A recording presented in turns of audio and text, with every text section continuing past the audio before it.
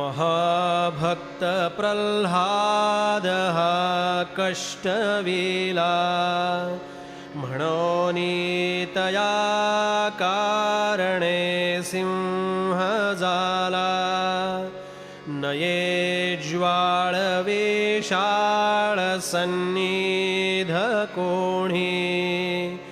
नुपेक्षी कदा देवभक्ताभिमानी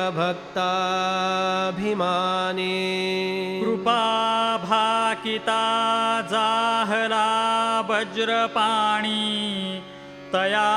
कारणे वामनु चक्रपाणी द्विजाकारणे भार्गव चापपाणी नुपेक्षी कदा देवभक्ताभिमानी अहिल्ये सते लागियारण्यपंथे कुढावा पुढे देवबंदितया ते बळे सोडिता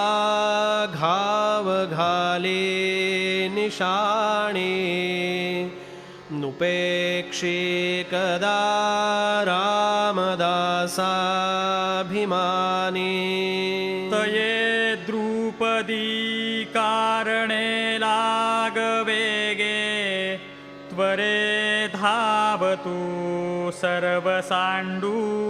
मागे कळी लागी झाला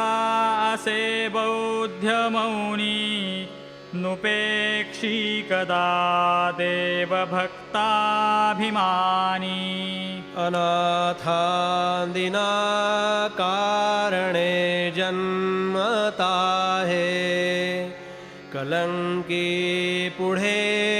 देव होणार आहे